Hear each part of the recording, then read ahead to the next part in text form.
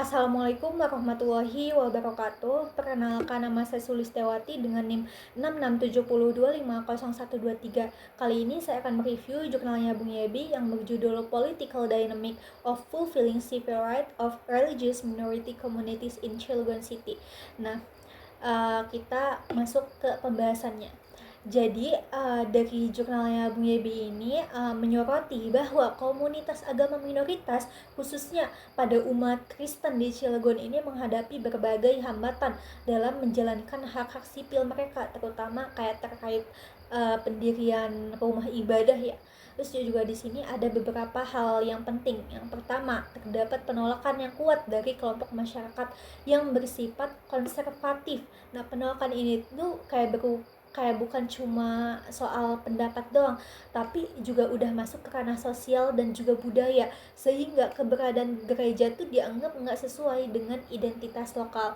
Terus yang kedua, elit politik di tingkat kota tuh cenderung nggak mengambil langkah yang cukup tegas gitu untuk melindungi hak-hak minoritas ini.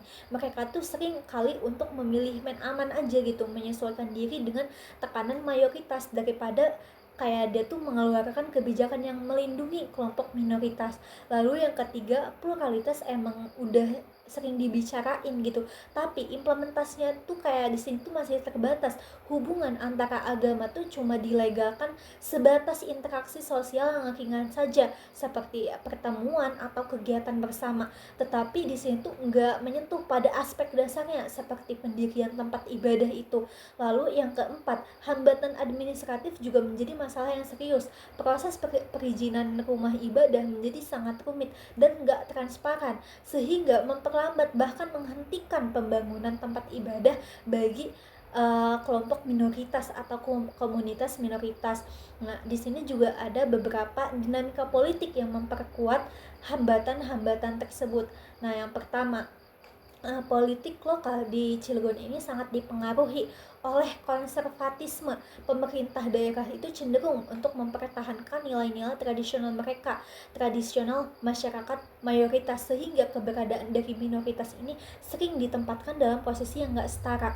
Lalu yang kedua, elit politik tuh kurang berani buat keluar dari zona nyaman mereka. Mereka tuh kayak enggan untuk membuat kebijakan yang berpotensi menimbulkan resistensi dari mayoritas. Akibatnya apa? Akibatnya minoritas di sini tuh nggak mendapatkan perlindungan yang substantif gitu.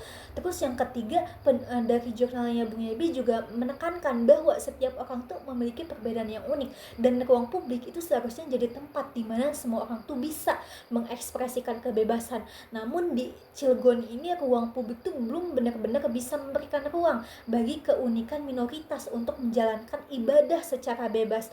Lalu yang keempat, pluralitas diakui secara simbolis, misalnya melalui kegiatan sosial, tapi di sini tuh tidak diwujudkan dalam bentuk kebijakan yang nyata. Ya, disinilah yang disebut dengan pluralitas semu. Karena apa? Karena tidak menyelesaikan persoalan yang pokok, yaitu tentang pemenuhan hak-hak sipil.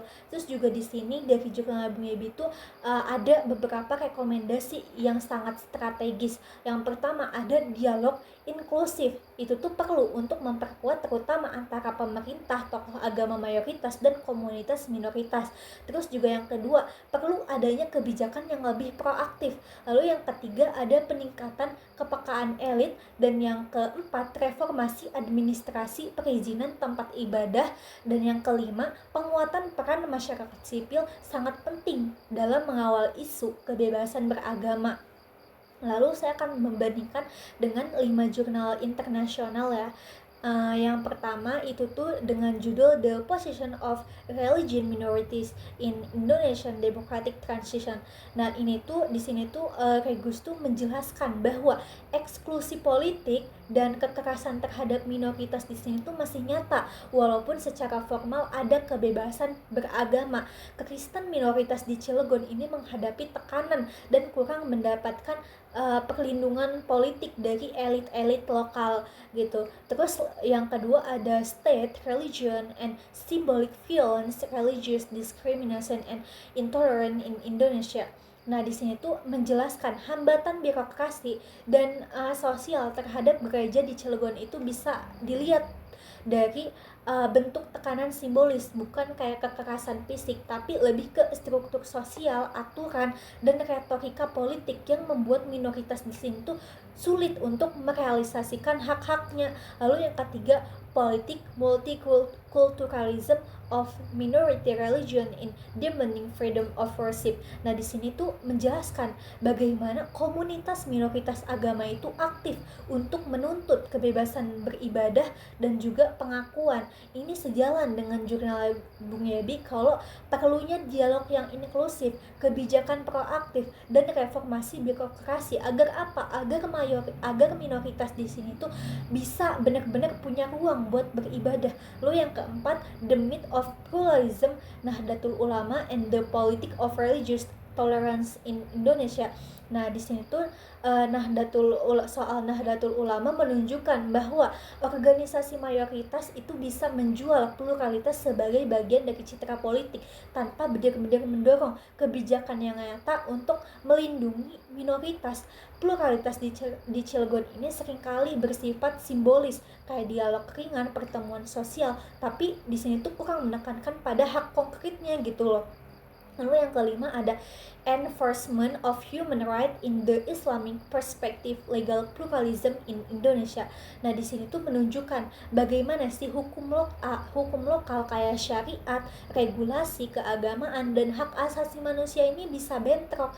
Nah, di Cilegon itu hambatan administratif dalam izin rumah ibadah dan birokrasi lokal itu bisa dipelajari dari perspektif legal pluralism ini. Bagaimana negara dan pemerintah lokal tuh bisa mengadopsi regulasi yang tetap bisa menghormati hak asasi manusia dan juga kebebasan beragama seperti itu.